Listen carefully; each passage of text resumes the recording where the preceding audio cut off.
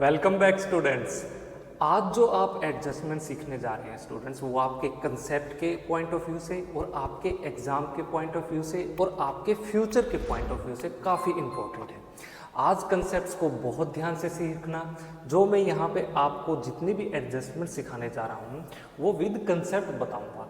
कुछ भी ऐसे रेक्टाफिकेशन वाली बात नहीं होगी, आपको डीपली एक्सप्लेन की जाएगी ताकि जब आप क्लास 12 में, क्योंकि यहाँ से अब चैप्टर हम क्लास 11 के एंडिंग में आ रहे हैं और क्लास 12 में आपको financial statements right from the beginning आपको मिलेगी, तो वहाँ आप कंफ्यूज ना हो।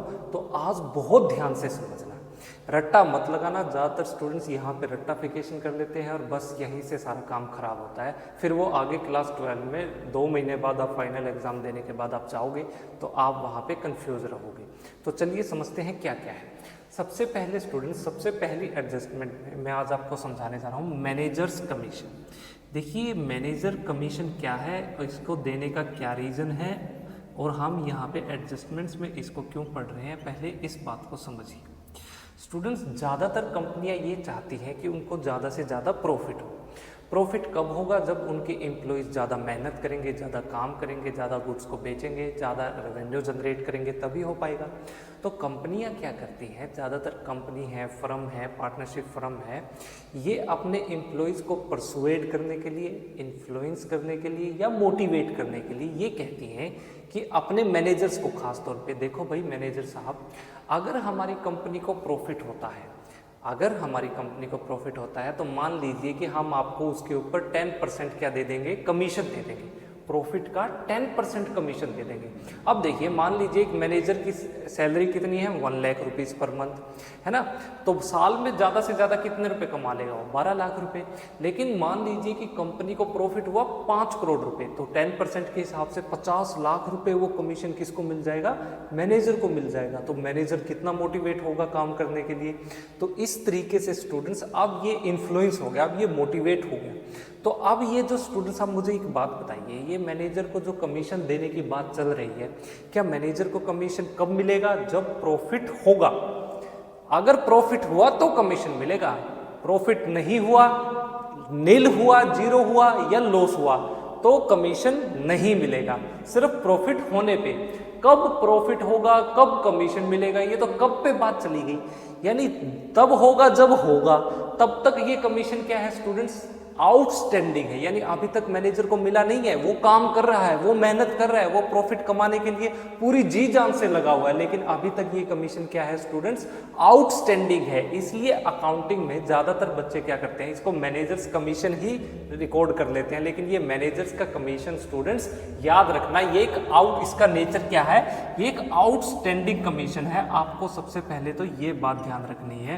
क्यों है? मैंने आपको बता दिया, क्योंकि प्रॉफिट होने के बाद मिलेगा ना, अभी तो नहीं मिला, काम तो वो कर रहा है लेकिन मिला नहीं है अभी।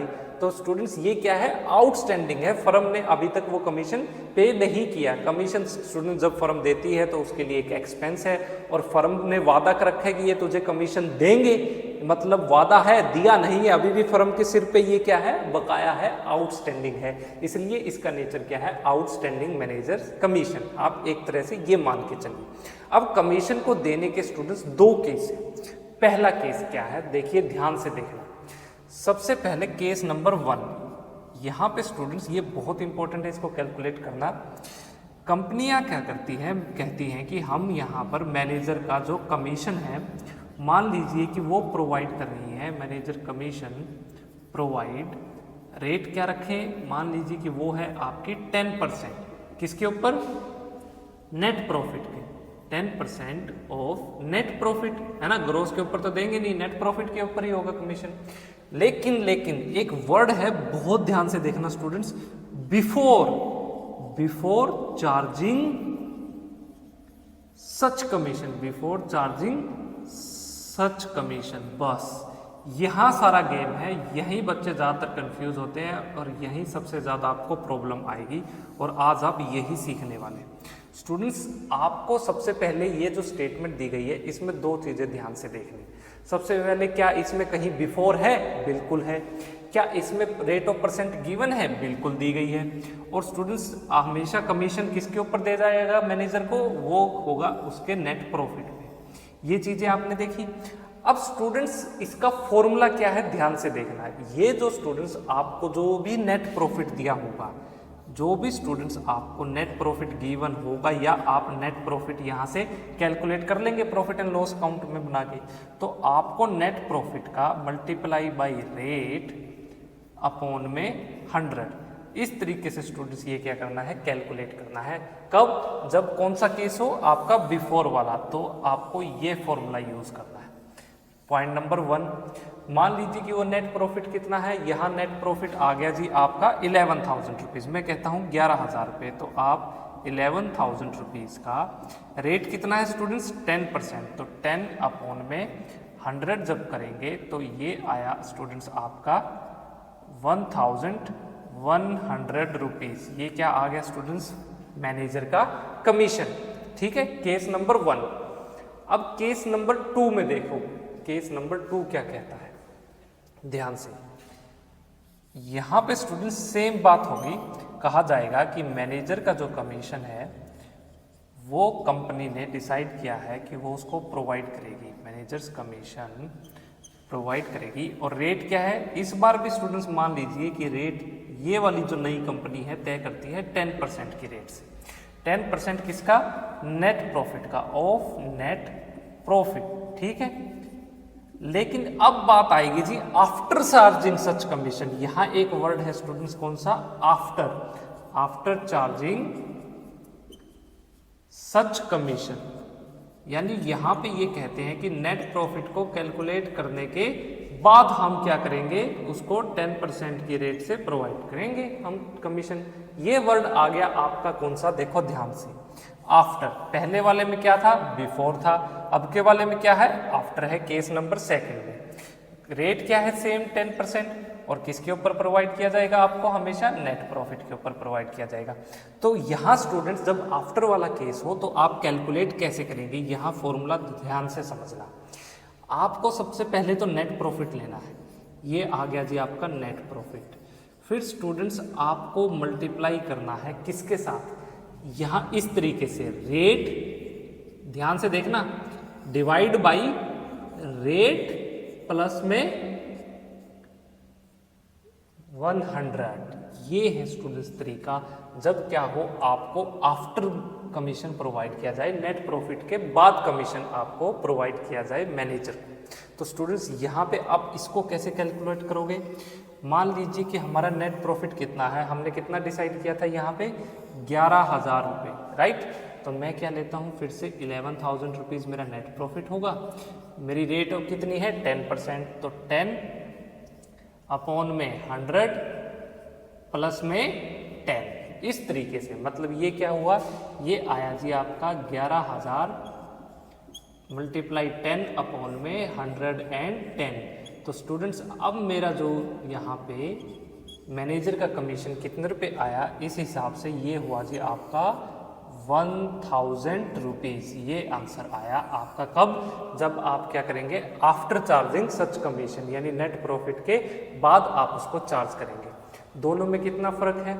अब स्टूडेंट्स बात आती है कि हम इस कमीशन को अपनी ये एडजस्टमेंट्स में दिया गया है, कोई भी चीज़ स्टूडेंट्स एडजस्टमेंट्स में गिवन है तो आपको 2 जगह रिकॉर्ड करनी है। कहाँ कहाँ, सबसे पहले तो प्रॉफिट एंड लॉस अकाउंट की डेबिट साइड में, प्रॉफिट एंड लॉस अकाउंट की डेबिट साइड में आप इस तरीके से रिकॉर्ड करेंगे, टू आउटस्टैंडिंग, क्या है ये, मैनेजर का कमीशन है। ठीक है, ये अमाउंट आपकी आ जाएगी। फिर स्टूडेंट्स बैलेंस शीट के अंदर, क्योंकि एक आउटस्टैंडिंग कमीशन है तो आउटस्टैंडिंग कमीशन का मतलब ये आपकी एक लाइबिलिटी है, तो आप लाइबिलिटी साइड में रिकॉर्ड करेंगे इसको इस तरीके से, मैनेजर्स, या मैं करता हूं इसको आउटस्टैंडिंग, यहां इस तरीके से आउटस्टैंडिंग मैनेजर कमीशन, ये आ जाएगा जी आपकी बैलेंस शीट के अंदर। ये है स्टूडेंट्स वो तरीका, जब आप इन सारी की सारी एडजस्टमेंट्स को क्या करेंगे, अपने फाइनेंशियल स्टेटमेंट्स बनाएंगे तो एक तो आपको प्रॉफिट एंड लॉस अकाउंट की डेबिट साइड रिकॉर्ड करना है, कोई भी केस हो, केस नंबर ये हो, बेशक आपको बिफोर दिया गया हो तो भी प्रॉफिट एंड लॉस अकाउंट की डेबिट साइड और बैलेंस शीट की लायबिलिटी साइड रिकॉर्ड करना है, और आफ्टर दिया गया हो तो भी आपको प्रॉफिट एंड लॉस अकाउंट की डेबिट साइड और क्या करना है, बैलेंस शीट की लायबिलिटी साइड में रिकॉर्ड करना है, क्योंकि ये क्या है, एक तरह से आपका आउटस्टैंडिंग एक्सपेंस हुआ है कंपनी को, फर्म को।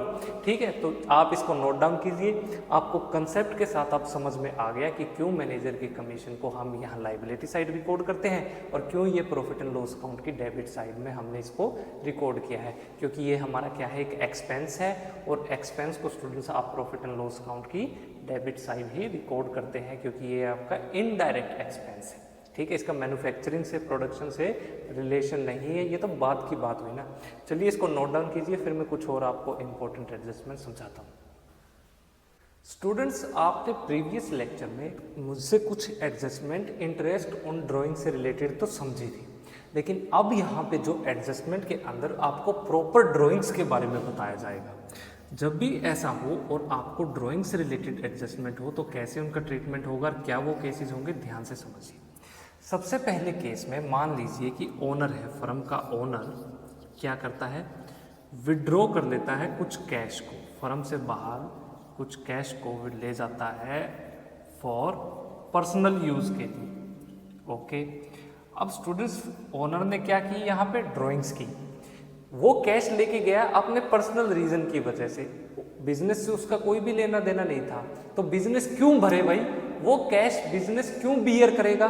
तो हम क्या करेंगे, यहाँ पे बैलेंस शीट के अंदर स्टूडेंट्स सबसे पहले तो जितना भी वो कैश लेके गया है उसको उसकी कैपिटल में से, मान लीजिए वो कैपिटल है, उसमें से क्या कर देंगे, लेस कर देंगे। पहली एडजस्टमेंट तो इसकी ये होगी, आप लिखेंगे इस तरीके से, ड्राइंग्स इन कैश। ठीक है, ये वो अमाउंट है, ये सब्ट्रैक्ट करने के बाद स्टूडेंट्स यहाँ पे रिकॉर्ड की। फिर स्टूडेंट्स वो कैश लेके चला गया, इसका मतलब आपके पास जितना भी कैश इन हैंड था, ये कैश इन हैंड, ये थी स्टूडेंट्स वो अमाउंट, ये अब कम हो जाएगा, तो आप यहाँ पे इस तरीके से लेस कर देंगे ड्राइंग्स जितनी भी उसने की है, ये है जी वो अमाउंट, और स्टूडेंट्स ये अब आपका रिमेनिंग कैश रह जाएगा जितना भी कैश प्रोप्राइटर ने विड्रॉ किया उसके बाद। पहली ड्राइंग तो स्टूडेंट्स ये है वो case.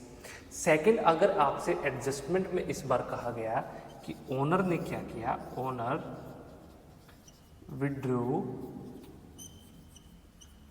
Goods for personal use, मतलब कुछ गुड्स अपने घर पर ले गया अपने पर्सनल रीजन की वजह से। घर पे कोई रिलेटिव्स आए थे और उसने सोचा कि चलो यार घर पे ले चलते हैं, मान लीजिए वो मिठाई बनाने का बिजनेस करता है, तो बिजनेस से कुछ मिठाई घर पे ले गया, है ना। तो यहाँ स्टूडेंट्स ये क्या है, ड्राइंग्स है।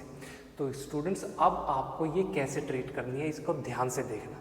सबसे पहले तो ये जो केस है, केस नंबर 2, कौन सा, गुड्स वाला, यहाँ पे दो तरीके से आपको इसकी एडजस्टमेंट करनी है। सबसे पहले तो आप इसको क्या करेंगे, सब्ट्रैक्ट करेंगे, आपको ये अमाउंट सब्ट्रैक्ट करनी है किस में से, फ्रॉम परचेजेस में से।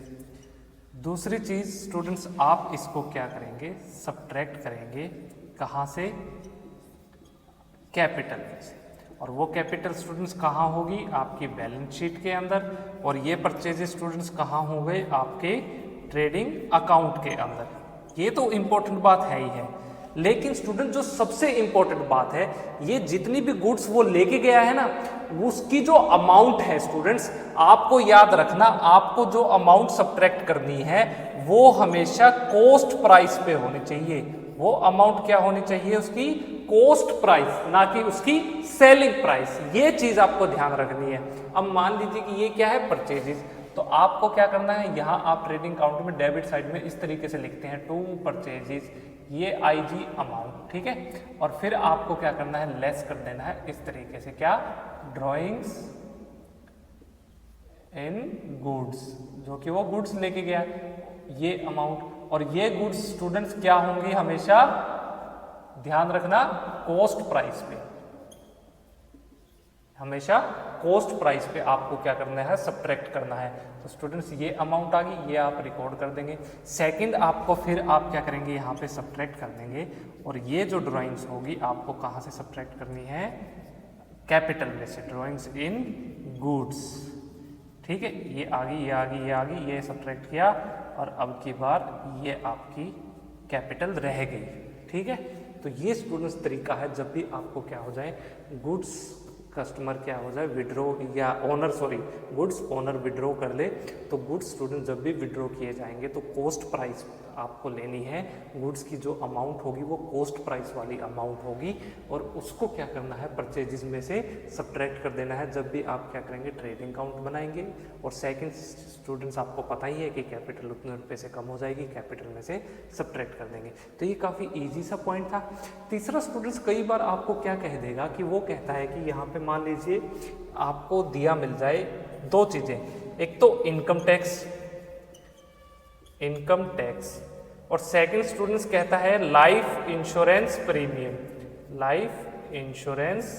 प्रीमियम से रिलेटेड बात मिल जाए। तो दोनों ही स्टूडेंट्स क्या है, आपकी ड्राइंग्स है।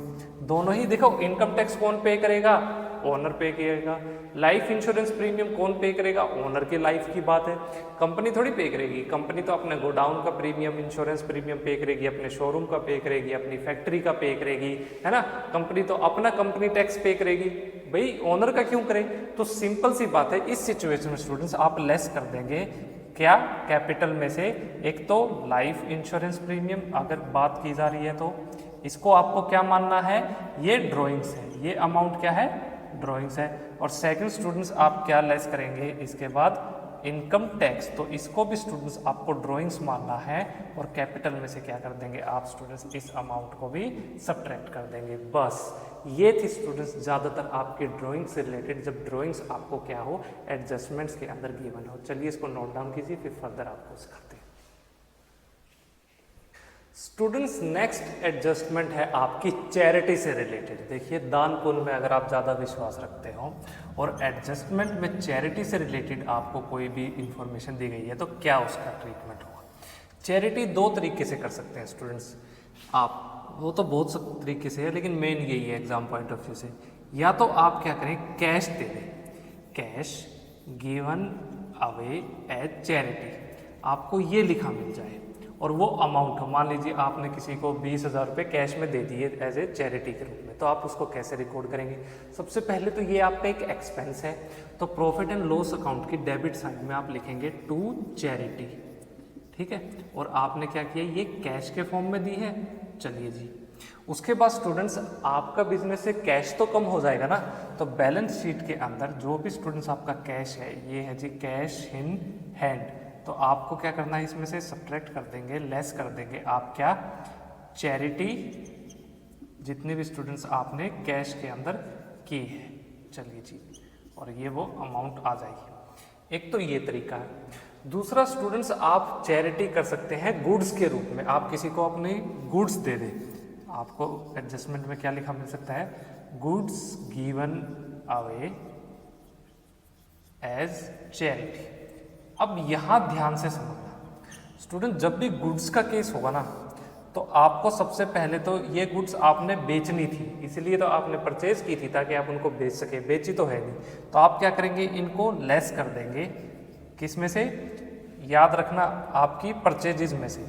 और परचेजेस स्टूडेंट्स आप कहाँ रिकॉर्ड करते हैं, ये है जी आपके ट्रेडिंग अकाउंट। ट्रेडिंग अकाउंट में परचेजेस जहाँ भी होंगे आप उसमें से सब्ट्रैक्ट करेंगे। और स्टूडेंट्स ये जो गुड्स की जो अमाउंट है ना, जो भी आप स्टूडेंट्स माइनस करने वाले हैं, ये अमाउंट जो भी आप लेस करेंगे, ये होगी students cost price.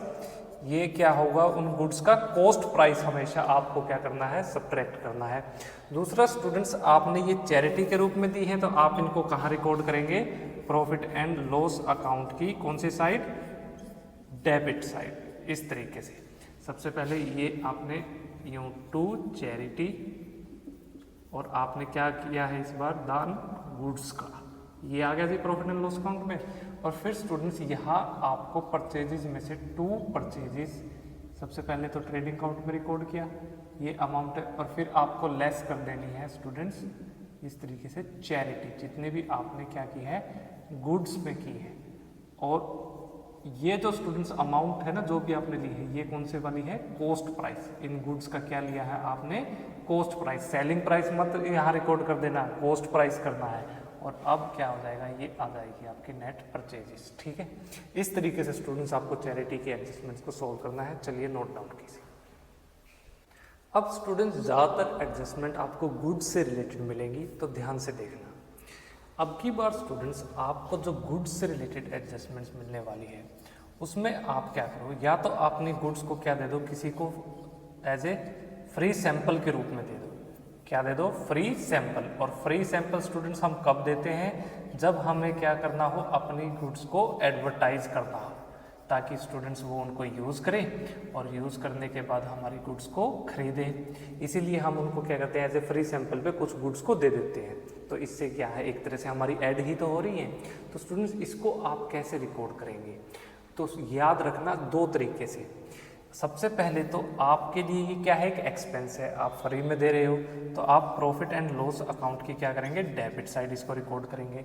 Second students आपको क्या करना है, इसको लेस कर देना है, कहाँ से, आपकी परचेजेज में से। परचेजेज में से लेस करेंगे, और वो कहाँ होंगी स्टूडेंट्स, परचेजेज आपकी ट्रेडिंग अकाउंट में। और ये क्या है, याद बताया ना, कौन सी प्राइस लेना आपको उन गुड्स का, कॉस्ट प्राइस। और यहाँ भी कॉस्ट प्राइस होगा। ठीक है, चलिए जी, अब आप कैसे लिखेंगे। अब देखिए, ये चैरिटी वाला तो आपने कर दिया, यहाँ पे अब क्या करो, सब्ट्रैक्ट कर दो, बस लेस कर दो जो भी आपने क्या किया है यहाँ पे। इस तरीके से फ्री सैंपल जो आपने दी है, या मैं यहाँ क्या लिख दूँ, एडवर्टाइजमेंट। एडवर्टाइजमेंट के रूप में जो भी गुड्स आपने दी हैं, ये सबसे पहले तो परचेजेस में से लेस करना है, और यहाँ पे लिख देंगे टू एडवर्टाइजमेंट। ठीक है, ये अमाउंट आपकी प्रॉफिट एंड लॉस अकाउंट में डेबिट साइड आ जाएगी। और याद रखना कौन सी, कॉस्ट प्राइस। ये जो अमाउंट आप रिकॉर्ड कर रहे हो ना यहाँ और यहाँ, और ये वाली भी और वो वाली भी, सारी कौन सी है, ये कॉस्ट प्राइस से रिलेटेड। सेलिंग प्राइस मत लेना, मत लेना, कौन सी प्राइस आएगा, कॉस्ट प्राइस आएगा, क्योंकि गुड्स बेची थोड़ी है, बिकी तो नहीं ना, आपने तो क्या किया है, फ्री सैंपल दे दिए, तो आपका तो एक्सपेंस हो गया यहाँ पे। और वो गुड्स का क्या है स्टूडेंट्स, कॉस्ट प्राइस पे आपको क्या करना है, अपने बुक्स में उनको रिकॉर्ड करना है, क्योंकि बेचेंगे जब सेल्स एक्चुअल में होगी तब सेलिंग प्राइस लिया जाता है।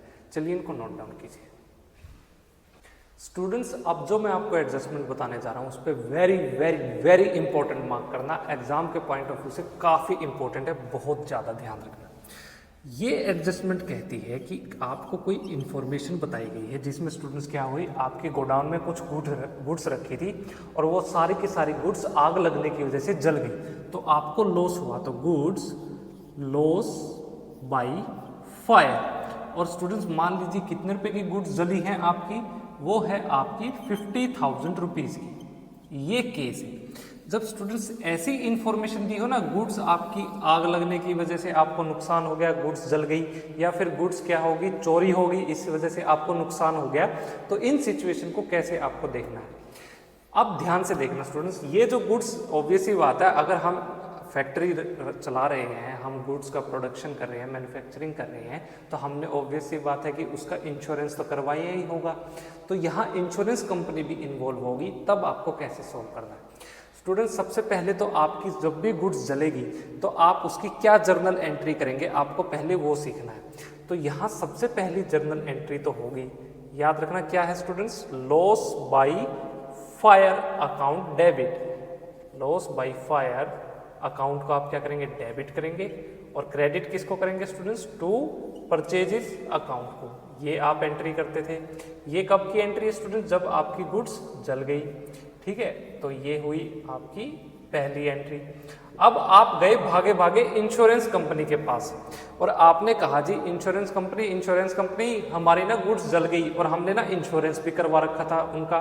इंश्योरेंस कंपनी के ऑफिसर आए, उन्होंने चेक किया आपका गोडाउन, उन्होंने वाकई देखा हाँ भाई गुड्स तो जल गई है, लेकिन उन्होंने ना कहा ना यार ये ना गुड्स कितने रुपए की जली, आपने कहा जी हमारी तो 50,000 रुपए की गुड्स थी, वो जल गई। लेकिन इंश्योरेंस कंपनी कहती है नहीं जी, हम तो आपको, ठीक है हम मानते हैं आपकी गुड्स आप जली है, लेकिन हमारे हिसाब से तो 40,000 रुपीज़ की आपकी गुड्स क्या हुई है, फायर लगने की वजह से आपकी जल चुकी है, आपको 40,000 रुपये की ही हम मानेंगे।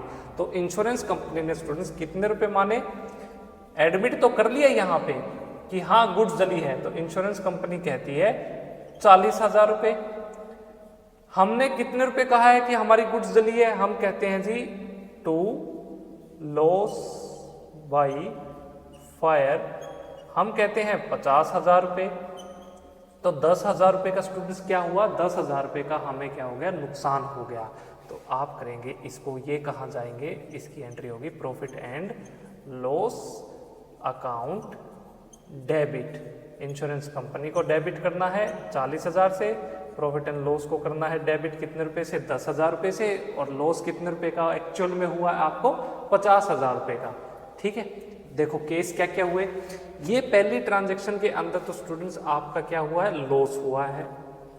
दूसरी ट्रांजैक्शन के अंदर स्टूडेंट्स इंश्योरेंस कंपनी है जो ये आपकी, उसने ये एडमिट कर लिया कि हाँ आपकी गुड्स क्या हुई है, जल चुकी है, ये मान चुकी है।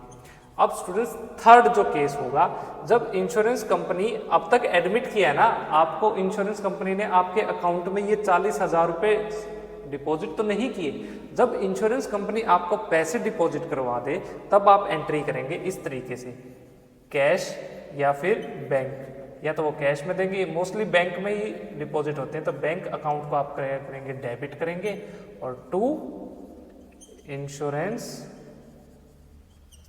कंपनी कितने रुपए स्टूडेंट्स, इंश्योरेंस कंपनी कितने रुपए आपको पे करेगी, ऑब्वियस सी बात है 40,000 रुपये, 40,000 रुपये।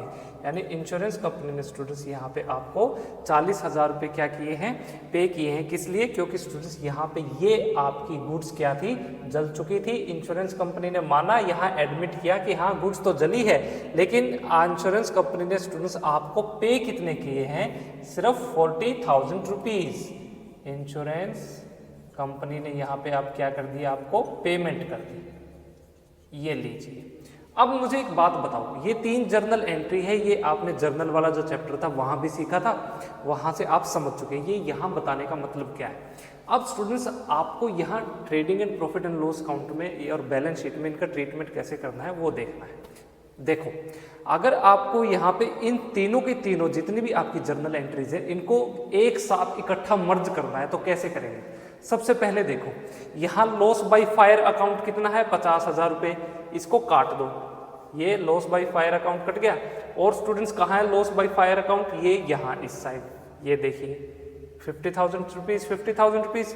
फिर स्टूडेंट्स देखिए यहाँ पे इंश्योरेंस कंपनी कितने रुपए से क्रेडिट है, 40,000 रुपये से, 40,000 रुपये से। और यहाँ इंश्योरेंस कंपनी कितने रुपए से डेबिट है, 40,000 से, 40,000 से। अब क्या बच गया, देखो अब क्या, कौन सी देखिए, कैश अकाउंट डेबिट कितने रुपए, 40,000 रुपये। ये एंट्री आपकी बच गई, कैश अकाउंट को आपने क्या किया, डेबिट किया है, यानी ये पैसा तो स्टूडेंट्स क्या हुआ है, आपके बैंक अकाउंट में डिपॉजिट हुआ है। ठीक, दूसरी बात, ये students profit and loss account को क्या किया आपने, डेबिट किया 10,000 रुपये से, यानी इतने का स्टूडेंट्स आपको क्या हुआ है, लॉस हुआ है। और तीसरा स्टूडेंट्स परचेजेस, यानी 50,000 रुपये की वो गुड्स थी जितनी स्टूडेंट्स क्या हुई है, फायर की वजह से आपकी जल चुकी है। बस टोटल 50,000 रुपये गुड्स आपकी जल चुकी हैं, जिसमें से 40,000 रुपये इंश्योरेंस कंपनी ने आपके अकाउंट में डिपॉजिट कर दिए हैं, और 10,000 रुपये आपको नहीं मिले, इतने रुपए का आपको लॉस हो गया। तो अब इनका ट्रीटमेंट कैसे करेंगे। सबसे पहले ये फायर वाली अकाउंट, ये आग लगी ना जो, आपको क्या करना है, जब भी आप ट्रेडिंग अकाउंट बनाएंगे तो यहाँ 2 परचेजेस लिखेंगे, और परचेजेस में से ये परचेजेस अमाउंट है, आपको सब्ट्रैक्ट कर देनी है ये वाली अमाउंट, जितने रुपए की भी आपकी स्टूडेंट्स गुड्स एक्चुअल में जली। स्टूडेंट्स कितने रुपए की जली, 50,000 रुपए की गुड्स आपकी क्या होगी, यहाँ पे लॉस होगी, आपकी गुड्स क्या होगी स्टूडेंट्स, यहाँ पे जल चुकी है। तो ये हुआ है स्टूडेंट्स, आपको मैं कहता हूं इसको 2 तरीके से, दूसरे तरीके से लिखिए। ये तो हुआ है आपको लॉस बाय फायर, ठीक है। ये स्टूडेंट्स आपका क्लेम जो भी था वो आप लिखिए नॉट कवर, ये आपका क्लेम कवर ही नहीं हुआ। और स्टूडेंट्स यहाँ आप क्या करिए, ये अमाउंट जो डिपॉजिट हुई है ना 40,000 रुपये, यानी इतने रुपये का क्लेम क्या हो गया स्टूडेंट्स, आपका कवर हो गया। बस इस तरीके से समझिए, अब इजी रहेगा आपको, ठीक है। अब देखो ये 50,000 रुपये की गुड्स क्या हुई स्टूडेंट्स, आपकी जल गई है ना, तो आपको परचेजेस में से क्या करना है, इसको सब्ट्रैक्ट कर देना है। आप लिखेंगे ऐसे, लॉस बाई फायर, कितने रुपए की स्टूडेंट्स, ये है जी, मान लीजिए कितने रुपए की, 50,000 रुपये की। तो इस अमाउंट को आपको परचेजेस में से सब्ट्रैक्ट कर देना है। उसके बाद स्टूडेंट्स मुझे ये बताइए कि आपको क्लेम कितने रुपए का नहीं मिला, 10,000 रुपये का, तो ये तो आपका लॉस हो गया। तो आप क्या करेंगे, इसको रिकॉर्ड कर देंगे प्रॉफिट एंड लॉस अकाउंट की डेबिट साइड के अंदर, ठीक है, ये आपको ध्यान रखना है।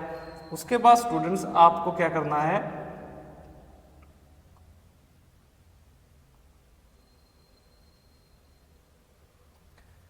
इस तरीके से, to goods lost by fire के नाम से। और स्टूडेंट्स अब तक जितनी भी आपने एडजस्टमेंट्स की, मैंने कहा कि ये 2 जगह रिकॉर्ड होंगी, लेकिन ये वाली एडजस्टमेंट आपकी 3 जगह रिकॉर्ड होगी। थर्ड स्टूडेंट्स अब की बार देखो, इसने एडमिट कितने रुपए का किया, 40,000 रुपये का। जब स्टूडेंट्स इंश्योरेंस कंपनी एडमिट कर लेना कि आपका, इंश्योरेंस कंपनी ने ये मान लिया कि हाँ 40,000 रुपये के तो हम मानते हैं कि आपके गुड्स जल चुके हैं, तो आप क्या करेंगे, इनको 40,000 रुपीज इस तरीके से रिकॉर्ड कर देना। लेकिन जब इंश्योरेंस कंपनी क्या करे, इस अमाउंट को आपके बैंक में डिपॉजिट करवा दे या आपको कैश के रूप में दे दे, मान लीजिए बैंक में डिपॉजिट करवा दिया, तब आप इसको क्या करेंगे, अपने बैंक बैलेंस में स्टूडेंट्स इसको क्या करेंगे, ऐड कर देंगे इस अमाउंट को। ये है स्टूडेंट्स तरीका, जब आपको क्या हो जाए, आपके गुड्स जल जाए और आपको स्टूडेंट जर्नल एंट्री के थ्रू, देखिए यहाँ आसानी से कवर हो गया। इसलिए जर्नल एंट्रीज आनी बहुत जरूरी है। जर्नल का चैप्टर बहुत इंपॉर्टेंट है। यहाँ मैंने विद कंसेप्ट आपको समझाया, गुड्स जले तो एंट्री क्या हुई, loss by fire account debit to purchases account 50,000 के, इसलिए परचेजेज में से हमने कितने रुपए लेस कर दिए, 50,000 रुपये, 50,000। इंश्योरेंस कंपनी ने कितने रुपए माना, गुड्स जले 40,000 रुपये, और आपको कितने रुपए नहीं दिए, 10,000 रुपये। जले कितने रुपए थे गुड्स आपके, 50,000 के, यानी 10,000 रुपये का आपको क्या हुआ, लॉस हुआ। आपने क्या एंट्री की, profit and loss account debit 10,000 rupees, तो प्रॉफिट एंड लॉस अकाउंट की डेबिट साइड में आपने इसको रिकॉर्ड कर दिया, ठीक है। उसके बाद स्टूडेंट्स मैंने आपको क्या कहा कि इंश्योरेंस कंपनी क्या कर दे, आपके बैंक में पैसे डिपॉजिट करवा दे। तो आपने अगर बैंक में पैसे डिपॉजिट नहीं करवाती है, जब तक बैंक में पैसे डिपॉजिट नहीं करवाए, मान लीजिए थर्ड एंट्री नहीं हुई, तब तो आप लिखेंगे इंश्योरेंस कंपनी 40,000, और जब बैंक में पैसे डिपॉजिट करवा दे तब आपको यहाँ से ये लेस करके और बैंक बैलेंस अपना 40,000 रुपये से बढ़ा देना। बस ये था स्टूडेंट सिंपल सा आपका क्वेश्चन, सिंपल सा कंसेप्ट, देखने में काफ़ी डिफिकल्ट लग रहा था, टफ लग रहा था, आप देखिए कितना आसान बन गया।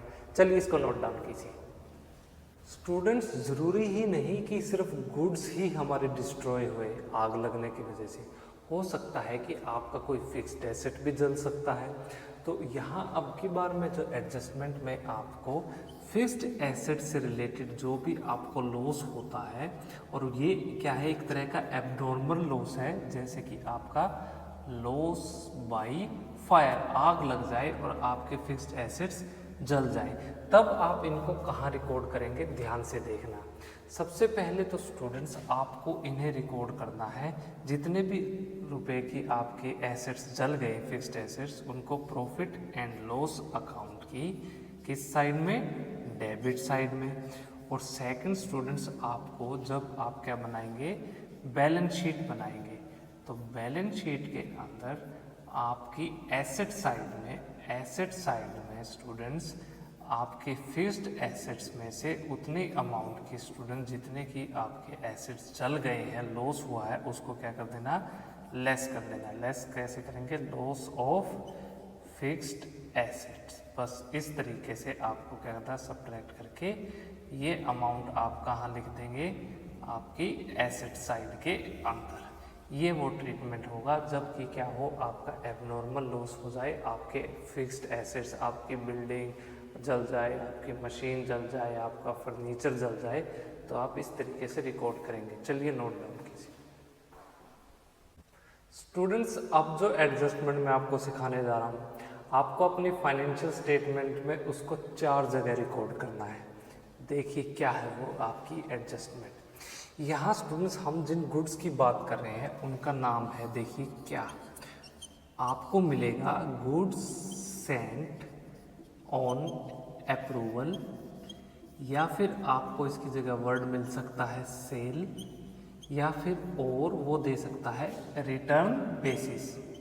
मतलब बिल्कुल सेम होगा, समझना क्या कहना चाहता है यहाँ पे एग्जामिनर। देखिए स्टूडेंट्स, कई बार कंपनीज या फर्म अपनी सेल को बढ़ाने के लिए कुछ गुड्स अपने कस्टमर को यूज़ करने के लिए दे देती है। मान लीजिए टाटा कंपनी ने कोई नई गाड़ी लॉन्च की और वो अपने कस्टमर को वो गाड़ियाँ दे दे, और वो यूँ कहे उनसे कि आप 1 महीना, 20 दिन, 25 दिन, 2 महीने इन गाड़ियों को चलाओ, आपको पसंद आए तो आप क्या करना, इनको खरीद लेना, नहीं पसंद आए तो हमें वापस कर देना। तो ये क्या टैक्टिक यूज़ की उन्होंने अपनी सेल को बढ़ाने के लिए, वो गुड्स उन्होंने कस्टमर्स को दे दी। अब इस सिचुएशन में देखो कंपनी ने पॉलिसी क्या अपनाई, पहले इस्तेमाल करें फिर विश्वास करें, ठीक है। लेकिन कुछ कस्टमर स्टूडेंट्स ऐसे थे जिन्होंने वो गुड्स, वो गाड़ी अपने पास तो रख ली, ना तो उन्होंने अप्रूवल दी कि हाँ उन्हें पसंद आई है, ना वो सेल के लिए उन्होंने बताया, ना ही वो आपकी गुड्स को, वो गाड़ी को वापस कर रहे हैं। आप उनको कॉल कर रहे हैं, उनको मेल कर रहे हैं, आप उनके घर पे जा रहे हैं, उनकी बेल को रिंग कर रहे हैं, लेकिन डोर बेल को ना तो वो डोर को ओपन कर रहे हैं, ना कॉल का जवाब दे रहे हैं, ना आपको मेल पे रिप्लाई दे रहे हैं। अब सिचुएशन स्टूडेंट्स ट्रिकी होगी। अब आप क्या करेंगे, अब आप अपनी फाइनेंशियल स्टेटमेंट में वो जो गाड़ियां हैं, वो जो आपकी गुड्स हैं, उनको कैसे रिकॉर्ड करेंगे। बस अब हम वही बात करने चाह रहे हैं। जिन कस्टमर से, देखो आपने जिन कस्टमर को वो दी थी ना, वो कस्टमर स्टूडेंट्स कौन थे, वो डेटर्स थे। यानी उन डेटर्स को क्या चाहिए था, आपकी गुड्स जो उन्होंने यूज कर रहे हैं उसके बदले आपको पैसे देने थे। और जिनसे भी स्टूडेंट्स हमें पैसे लेने होते हैं वो हमारे डेटर्स कहलाते हैं। एक तरह से वो कस्टमर आपके क्या बन गए, अब डेटर बन गए, है ना। तो अब आपको कैसे रिकॉर्ड करना है, देखिए स्टूडेंट्स, जब आपने गुड्स किस लिए स्टूडेंट्स उन कस्टमर्स को दी थी, ताकि वो क्या कर सके, फर्म उनको बेच सके। फर्म ने बेचने के लिए एक तरह से दी थी ना, कि आप यूज करके देख लो, पसंद आए तो ठीक है खरीद लेना। तो स्टूडेंट्स यहाँ पे आपने सोचा था कि आपकी सेल्स बढ़ जाएगी। ये स्टूडेंट्स ट्रेडिंग अकाउंट में बाई सेल्स की ये अमाउंट है, लेकिन उन कस्टमर ने तो आपकी गुड्स को अपने पास ही रख लिया, ना वो जवाब दे रहे खरीदेंगे, ना वो रिटर्न कर रहे उसको। तो आपकी सेल्स अब नहीं बढ़ेगी। आपको यहाँ पे क्या स्टूडेंट्स लेस करनी होगी उन गुड्स की अमाउंट को। तो आप क्या लेस करेंगे स्टूडेंट्स, इस तरीके से, गुड्स सेंड ऑन अप्रूवल, ये अमाउंट स्टूडेंट्स आपको क्या करनी है, सब्ट्रैक्ट कर देनी है अपनी सेल्स में से। और स्टूडेंट्स ये जो अमाउंट होगी ना, जो कि आपने गुड्स भेजी थी अप्रूवल के लिए या सेल के लिए, यहाँ ये जो अमाउंट है स्टूडेंट्स, ये आपकी सेलिंग प्राइस वाली है। अब की बार आपको कौन सी अमाउंट लेनी है, सेलिंग प्राइस से रिलेटेड। और ठीक इसके अपोजिट वो जो डेटर्स है स्टूडेंट्स, यहाँ पे बैलेंस शीट में डेटर्स, आप क्या करेंगे, उन डेटर्स, आप कहते हैं ठीक है भाई डेटर्स आपको पैसे चाहिए थे उनसे, लेकिन वो उन्होंने तो गुड्स खरीदी नहीं, है ना। अब तक जब खरीदी नहीं तो कौन से पैसे, है ना। तो उतने रुपए से अब आपको क्या करने पड़ेंगे, अपने डेटर्स को भी कम करना पड़ेगा। तो डेटर्स को आप बैलेंस शीट में लेस करेंगे, किस नाम से, गुड्स सेंड ऑन अप्रूवल, ठीक है। इस तरीके से आपको बैलेंस शीट में ये जो आपके डेटर्स हैं, इसमें से ये अमाउंट को आपको क्या करनी होगी, लेस करनी होगी। और यहाँ भी स्टूडेंट्स ये जो अमाउंट है ये कौन सी होगी, सेलिंग प्राइस वाली, सेलिंग प्राइस आपको यहाँ पे लेना है, ये बात ध्यान रखनी है। अब स्टूडेंट्स देखो, ये गुड्स नहीं बिक पाई, है ना। जब उन्होंने आपकी कॉल का जवाब ही नहीं दिया, वो मेल पे रिप्लाई नहीं कर रहे, तो यानी ये गुड्स बिकी तो नहीं है, सेल तो नहीं हुई। तो स्टूडेंट जो गुड्स आपकी अनसोल्ड है, अभी भी ये गुड्स क्या है, अनसोल्ड, और अनसोल्ड गुड्स को स्टूडेंट्स हम क्या कहते हैं, स्टॉक कहते हैं। तो अब यहाँ पे आप क्या करेंगे, जो आपका ट्रेडिंग अकाउंट है, ट्रेडिंग अकाउंट में क्या आता है स्टूडेंट्स, आपका क्लोजिंग स्टॉक। तो आपको इनको क्या करना है, क्लोजिंग स्टॉक में इन गुड्स को जो कि आपने भेजी थी अप्रूवल के लिए ऐड कर देना है। ऐड क्या करेंगे आप, इस तरीके से, गुड्स सेंट ऑन अप्रूवल, ये अमाउंट है स्टूडेंट्स, ये क्लोजिंग स्टॉक की अमाउंट थी, इसमें आपको ये वाली अमाउंट को ऐड कर देना है। और अब ये जो अमाउंट होगी स्टूडेंट्स क्लोजिंग स्टॉक में जो आप ऐड करने जा रहे हैं, ये होगी स्टूडेंट्स कॉस्ट प्राइस। ये कौन सी प्राइस पे स्टूडेंट्स इन गुड्स को आपको रिकॉर्ड करना है, ऐड करना है क्लोजिंग स्टॉक में, उसकी कॉस्ट प्राइस पे, ठीक है। और स्टूडेंट्स यही क्लोजिंग स्टॉक एक तो ट्रेडिंग अकाउंट में रिकॉर्ड होता है, दूसरा वो कहाँ रिकॉर्ड होगा, आपकी बैलेंस शीट में। तो ये लीजिए जी, बैलेंस शीट के अंदर आ गया आपका क्लोजिंग स्टॉक। तो यहाँ बैलेंस शीट के अंदर भी आपको क्या करना है, आप इनको ऐड करना है। ये जो गुड्स आपने भेजी थी अप्रूवल के लिए, गुड्स सेंट ऑन अप्रूवल, ये आप क्लोजिंग स्टॉक जो बैलेंस शीट के अंदर रिकॉर्ड है उसके अंदर भी क्या कर देंगे स्टूडेंट्स, इनको ऐड कर देंगे। और ये वाली अमाउंट भी कौन सी होगी स्टूडेंट्स, आपको लेनी है कॉस्ट प्राइस में। तो स्टूडेंट्स डेटर्स में और सेल्स में से जो अमाउंट आप डिडक्ट कर रहे हैं वो आपने सेल्स प्राइस वाली लेनी है, सेलिंग प्राइस उन गुड्स का क्या था। और जब आप क्या करेंगे क्लोजिंग स्टॉक में उनको ऐड करेंगे ट्रेडिंग अकाउंट में और बैलेंस शीट में, तब आपको कॉस्ट प्राइस वाली अमाउंट को लेना है ऐड करते वक्त, ठीक है। ये इंपॉर्टेंट पॉइंट था, ये इसके पीछे का कंसेप्ट था। क्या रीजन है स्टूडेंट्स आपको ये 4 जगह हमें रिकॉर्ड करने का, ये वो कारण था। चलिए आप इसको नोट डाउन कीजिए, देखो कितना इजी बन गया ना, कंसेप्ट जरूरी है। चलिए नोट डाउन कीजिए स्टूडेंट्स। अब इसी केस के अंदर ये जो गुड्स आपने भेजी थी अप्रूवल के लिए और कस्टमर ने कोई रिप्लाई नहीं दिया, यहाँ आपको एक और एडजस्टमेंट मिले। देखो सबसे पहले आपको ये वाली मिलेगी और second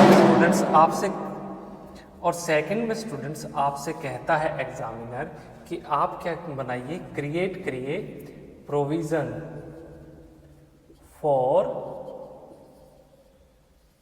bad and doubtful debts किस रेट पे, एट द रेट ऑफ 10%। तो स्टूडेंट्स अब बहुत इंपॉर्टेंट है, बहुत ध्यान से समझना ये वाला पॉइंट क्या कहना चाहता हूं मैं। देखिए ये रेट कितनी, 10%। देखिए इसका फॉर्मूला क्या होता था, सबसे पहले प्रोविजन फॉर डाउटफुल डेब्ट्स को कैलकुलेट करने का आप इसको क्या करते थे, जितने भी आपके डेटर्स हैं, डेटर्स में से आप क्या सब्ट्रैक्ट करते थे स्टूडेंट्स, माइनस करते थे आप अपने न्यू बैड डेब्ट्स।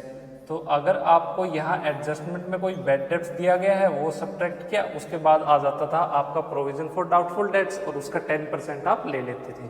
लेकिन क्योंकि स्टूडेंट्स हमने यहाँ पे जो गुड्स जो डेटर्स को भेजी थी उन्होंने क्या किया है, अब तक उसको जवाब ही नहीं दिया, तो आपने क्या किया, इन डेटर्स में से ये वाली अमाउंट को क्या किया, सब्ट्रैक्ट किया।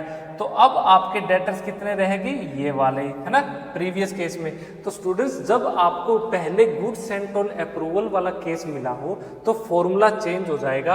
आपको क्या करना है, डेटर्स में से सब्ट्रैक्ट क्या करेंगे स्टूडेंट्स, आप ये अमाउंट डेटर्स माइनस में गुड्स सेंट ऑन अप्रूवल ये, और फिर स्टूडेंट्स आपको क्या सब्ट्रैक्ट करना है, आपके न्यू बैड डेब्ट्स, नए जो भी आपको बैड डेब्ट्स एडजस्टमेंट के अंदर गिवन है।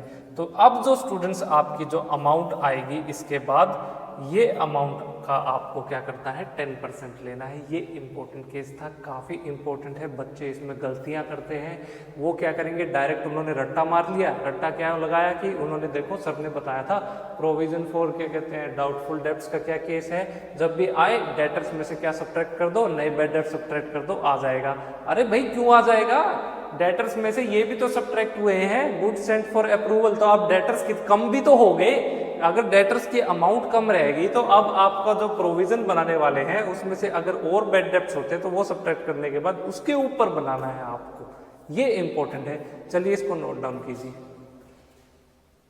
स्टूडेंट्स। नेक्स्ट एडजस्टमेंट जो आप सीखेंगे वो है जी आपकी गुड्स इन ट्रांजिट। देखिए इसका क्या मतलब है, मान लीजिए कि आप अपने गुड्स को इंडिया से दुबई में बेचना चाहते हैं, तो दुबई तक जाने के लिए आपके गुड्स को पहले बंदरगाह पे, पोर्ट पे जाना होगा। पोर्ट पे वो किसी शिप में, किसी कंटेनर के अंदर वो लोड होगी। उसके बाद वो कहाँ से, इंडिया से, बंदरगाह से, मान लीजिए गुजरात के कांडला से, वो कहाँ जा रही है, आपकी दुबई के पोर्ट तक। तो जब तक स्टूडेंट्स वो रास्ते में है ना, वो कहाँ है अभी, समुद्र के अंदर, ट्रांजिट के अंदर है, तो उन गुड्स को हम कहते हैं गुड्स इन ट्रांजिट। तो स्टूडेंट्स अब बात आई कि इनको कैसे रिकॉर्ड करेंगे जब आपको एडजस्टमेंट में गुड्स इन ट्रांजिट के नाम से कोई अमाउंट दी हो। तो सबसे पहले तो आपको ट्रेडिंग काउंट में क्लोजिंग स्टॉक मिलेगा। तो बाई क्लोजिंग स्टॉक के नाम से आपको यहाँ ट्रेडिंग काउंट में क्रेडिट साइड पे कोई अमाउंट मिलेगी, और इसमें स्टूडेंट्स आप क्या कर देंगे, ये जो गुड्स अभी रास्ते में है ना, गुड्स इन ट्रांजिट, इसको क्या कर देना, ऐड कर देना। किस में ऐड करेंगे आप, क्लोजिंग स्टॉक में। एक तो कहाँ, ट्रेडिंग काउंट में, फिर ये अमाउंट आपकी आ गई। दूसरा स्टूडेंट्स क्लोजिंग स्टॉक कहाँ आएगा, ये बैलेंस शीट में भी आपको मिलेगा। तो बैलेंस शीट में स्टूडेंट्स जो क्लोजिंग स्टॉक होगा, सेम उसके अंदर फिर से क्या करना है, आपको ऐड करना है ये जो गुड्स जो भी अभी तक आपकी कहाँ है, रास्ते में है, अभी तक आपकी कंटेनर में है, शिप पर है। तो इनको कहते हैं स्टूडेंट्स गुड्स इन ट्रांजिट, और ये अमाउंट को ऐड करने के बाद ये आपका सॉल्यूशन आ जाएगा। तो इस तरीके से आपको क्या करना है, फाइनेंशियल स्टेटमेंट्स में रिकॉर्ड करनी है। गुड्स इन ट्रांजिट कुछ नहीं है, बिल्कुल ईजी सा है। चलिए इसको नोट डाउन कीजिए। नेक्स्ट एडजस्टमेंट में स्टूडेंट्स हम उन गुड्स की बात करना चाहते हैं जिनका इस्तेमाल आप कोई फिक्स्ड एसेट्स को बनाने में यूज़ करेंगे। तो यहाँ मैं बात करना चाहता हूँ, देखिए goods used in fixed assets. अगर आपको ऐसी कोई अमाउंट मिल जाती है जो कि आपने फिक्स्ड एसेट को बनाने में जिन गुड्स का इस्तेमाल किया है और ये एडजस्टमेंट्स के अंदर गिवन है, तब आप इनको कैसे रिकॉर्ड करेंगे। सबसे पहले तो ट्रेडिंग काउंट में आपको परचेजेस में से इनको क्या करना है, सब्ट्रैक्ट करना है। तो टू परचेजेस लेस करेंगे आप क्या, goods used in making fixed assets, right. आपको इनमें से क्या करना है, सब्ट्रैक्ट करना है। दूसरी चीज़, अगर आपने फिक्स्ड एसेट्स को बनाने में इनका इस्तेमाल किया तो बैलेंस शीट में जहाँ भी फिक्स्ड एसेट्स होंगे स्टूडेंट्स, आपको ये ऐड कर देने हैं इस अमाउंट को। तो आप करेंगे फिक्स्ड एसेट में add goods used in making fixed asset. इस तरीके से इस अमाउंट में ऐड करने के बाद ये अमाउंट के बाद ये आपकी क्या आ जाएगी, फिक्स्ड एसेट्स की अमाउंट बढ़ के ये हो जाएगी। तो ये है वो तरीका जब आप कुछ गुड्स का स्टूडेंट्स इस्तेमाल करें। जब आपने कोई मान लीजिए फिक्स्ड एसेट बनानी है, आप किसी मशीन का इस्तेमाल करेंगे, आप कोई फर्नीचर का, लकड़ी का इस्तेमाल करते हैं, वो भी तो गुड्स होंगी। तो चलिए इसको नोट डाउन कीजिए स्टूडेंट्स। नेक्स्ट एडजस्टमेंट में मैं किसी एक्सपेंडिचर से रिलेटेड बात करना चाहता हूँ। आपको पता है कि अगर आप कोई भी ऐसा खर्चा करें जिसका बेनिफिट आपको करंट ईयर में मिल जाए तो उसको रेवेन्यू एक्सपेंडिचर कहते थे। और ऐसा खर्चा, ऐसा एक्सपेंडिचर किसी आप ऐसे आइटम पे करते हैं जिसका बेनिफिट आपको लंबे समय तक मिलता रहे, जैसे आप कोई बिल्डिंग खरीदें, आप मशीन खरीदें, तो उसको आप कहते हैं कैपिटल एक्सपेंडिचर। एक तीसरे तरह का एक्सपेंडिचर भी होता है स्टूडेंट्स, जिसको हम कहते हैं डेफर्ड रेवेन्यू एक्सपेंडिचर। देखिए इसके अंदर दोनों की ही प्रॉपर्टीज मिक्स है, किसकी, ये आपकी रेवेन्यू एक्सपेंडिचर की भी और आपकी कैपिटल एक्सपेंडिचर की भी। कैसे, चलिए जी समझेंगे स्टूडेंट्स। मैंने आपको कहा था कि आपके रेवेन्यू एक्सपेंडिचर को ही आप क्या कहते हैं, रेवेन्यू कहेंगे, और आपके कैपिटल एक्सपेंडिचर को आप क्या कह सकते हैं, आप अपने एसेट भी कह सकते हैं। अब ये डेफर्ड रेवेन्यू एक्सपेंडिचर को आप क्या कहेंगे, चलिए सीखते हैं इसका मतलब क्या है। ये स्टूडेंट्स वो खर्चे होते हैं जिसमें बहुत बड़ी अमाउंट इन्वॉल्व होती है। मान लीजिए कि आपने क्या किया, एक नया प्रोडक्ट लॉन्च किया मार्केट के अंदर, नया प्रोडक्ट लॉन्च किया, तो अब आपको क्या करना है, इसकी एडवर्टाइजमेंट भी करनी होगी। और आपने एडवर्टाइजमेंट का स्टूडेंट्स जो बजट डिसाइड किया है, मैं कहता हूँ जी वो है, मान लीजिए यहाँ पे 10 करोड़ रुपीस, 10 करोड़ रुपए। अब देखिए कितनी बड़ी अमाउंट यहाँ पे आपने क्या की, एडवर्टाइजमेंट के लिए अलग से रख दी। और आपको लगता है स्टूडेंट्स इस प्रोडक्ट की जो आप एडवर्टाइजमेंट कर रहे हैं ना, इसका बेनिफिट आपको ज़्यादा से ज़्यादा 5 साल तक मिलेगा। कितने साल तक, 5 साल तक। तो आप क्या करेंगे, आपने इसकी कितनी लाइफ मानी, 5 ईयर्स इसका बेनिफिट आपको इसका फायदा मिलने वाला है। तो यहाँ पे डेफर्ड रेवेन्यू एक्सपेंडिचर के इस केस में आप इसको फाइनेंशियल स्टेटमेंट जब आप बनाएंगे तो कहाँ रिकॉर्ड करना है उसको सीखिए। सबसे पहले तो स्टूडेंट्स आपने अमाउंट कितनी स्पेंड की, 10 करोड़। इसको एस्टिमेटेड लाइफ स्टूडेंट्स आपने बेनिफिशियल लाइफ कितनी मानी, आपने इसकी एस्टिमेट की 5 साल। तो आप इसको 5 ईयर से डिवाइड कर दो, तो पर ईयर स्टूडेंट्स कितना आपको करोड़ रुपए का स्टूडेंट्स आपका यहाँ पे खर्चा आपने एडवर्टाइजमेंट के ऊपर स्पेंड किया, ये हुआ जी आपका ₹2 करोड़, 2 करोड़ रुपए। ठीक है, मैं यहाँ आपकी इजी के लिए ये लिख देता हूँ। तो स्टूडेंट्स ये जो 2 करोड़ रुपीस हैं ये आप कहाँ रिकॉर्ड करेंगे, डेबिट साइड को, किसकी, प्रॉफिट एंड लॉस अकाउंट की। और जो रिमेनिंग स्टूडेंट्स कितने रुपए रहेंगे, आपके 8 करोड़ रुपए। ये 8 करोड़ रुपीस कहाँ रिकॉर्ड करने हैं स्टूडेंट्स, आपको अपने बैलेंस शीट की आपकी एसेट साइड में इस तरीके से। जैसे कि अब यहाँ पे 5-10 करोड़ रुपए तो थे, आप डेबिट साइड में रिकॉर्ड कर देंगे कितने रुपए स्टूडेंट्स, यहाँ पे आपके 2 करोड़ रुपीस। और स्टूडेंट्स आप बैलेंस शीट में कितने रुपए रिकॉर्ड करेंगे, यहाँ पे ये आएंगे जी आपके 8 करोड़ रुपीस। ये इंपॉर्टेंट बात थी। फिर स्टूडेंट्स नेक्स्ट ईयर फिर क्या करना, और हर साल आपको क्या करना है, 2 करोड़ रुपए। अगले साल फिर आप कितने रुपए रिकॉर्ड कर देंगे यहाँ पे प्रॉफिट एंड लॉस अकाउंट में, 2 करोड़ रुपीस, है ना। तो ये हटा दो। और फिर students next year balance sheet में कितने करेंगे, 2 और 2 4 करोड़ तो हो चुके। यहाँ पे अब रिकॉर्ड होंगे जी आपके 6 करोड़ रुपीस। फिर नेक्स्ट ईयर फिर से क्या students profit and loss account में कितने करेंगे आप, थर्ड ईयर में 2 करोड़ रुपए। और थर्ड ईयर में स्टूडेंट्स बैलेंस शीट में कितने रिकॉर्ड होंगे, 6 - 2 4 करोड़ रुपीस। फिर यहाँ पे नेक्स्ट ईयर फिर से कितने होंगे, 2 करोड़ रुपए। और स्टूडेंट्स यहाँ कितने रह जाएंगे, यहाँ भी कितने होंगे, 2 करोड़ रुपए। और लास्ट ईयर 5वें साल में फिर आप कितने करेंगे, यहाँ पे 2 करोड़ रुपीस। और यहाँ स्टूडेंट्स आप कुछ नहीं, 0, बस बात खत्म। ये है स्टूडेंट्स तरीका जब आपको क्या करना हो, आपके डेफर्ड रेवेन्यू एक्सपेंडिचर का केस मिल जाए। यहाँ स्टूडेंट्स वो खर्चे, वो अमाउंट इन्वॉल्व होते हैं जो कि बहुत ह्यूज अमाउंट में आप क्या करते हैं, बियर करते हैं, खर्च करते हैं। अमाउंट बहुत ज़्यादा होगी और स्टूडेंट्स इस तरह के अमाउंट का बेनिफिट भी आपको कुछ ज़्यादा साल तक मिलने वाले हैं, से 3 साल, 5 साल, 7 साल तक। तो आप क्या करते हैं, उस एक्सपेंडिचर को जितने ईयर्स तक, जितने साल तक आपको लगता है कि इसका मुझे बेनिफिट मिल सकता है, आप उसको डिवाइड कर देंगे इक्वल पार्ट्स में। जो भी आपका एक्सपेंडिचर आएगा उसको प्रॉफिट एंड लॉस अकाउंट की डेबिट साइड, और रिमेनिंग अमाउंट को हर साल क्या कर देंगे आप, बैलेंस शीट के अंदर एसेट साइड में रिकॉर्ड कर देंगे। बस ये था आपका डेफर्ड रेवेन्यू एक्सपेंडिचर का केस, इसको नोट डाउन कीजिए।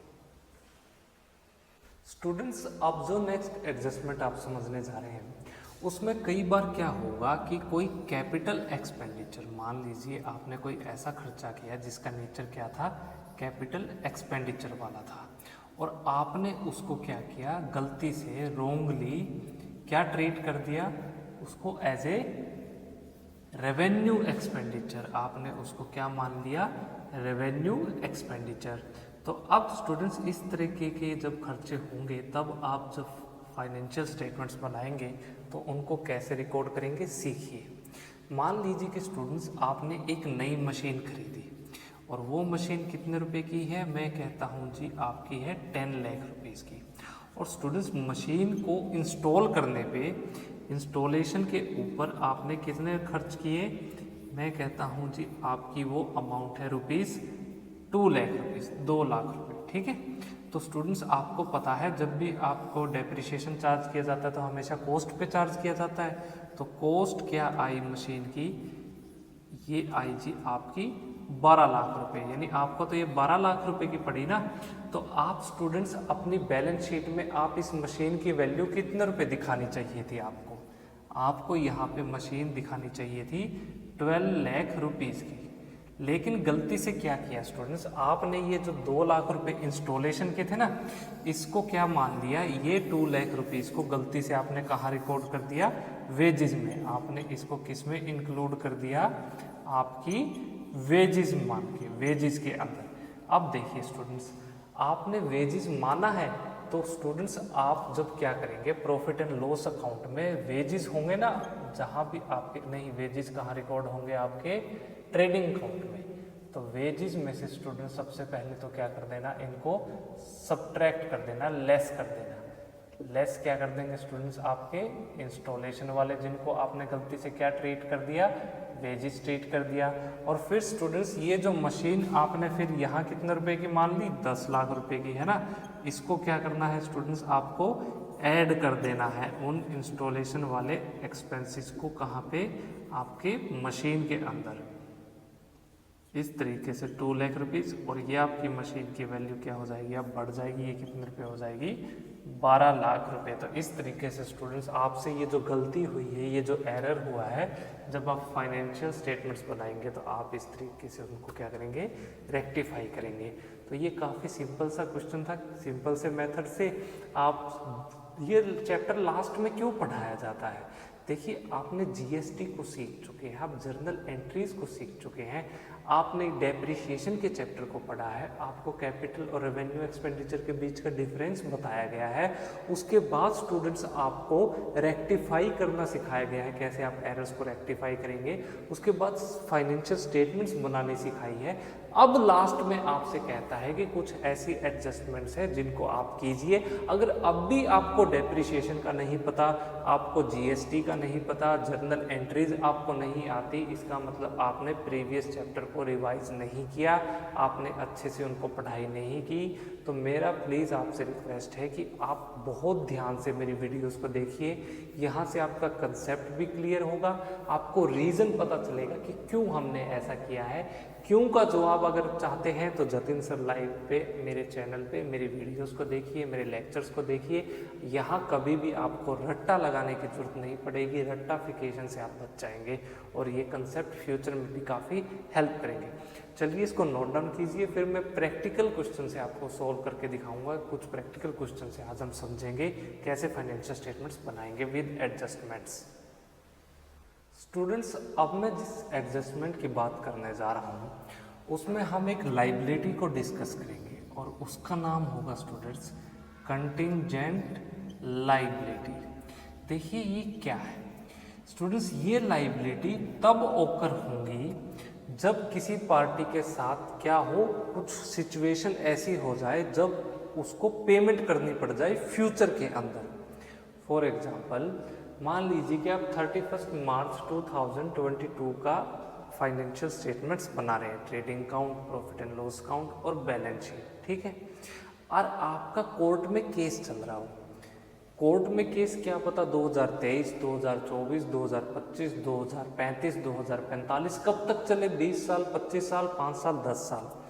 तो स्टूडेंट्स आप उस केस को क्या हो सकते हो, हार भी सकते हो, आप उस केस को जीत भी सकते हो, यानी कोई पक्का नहीं है।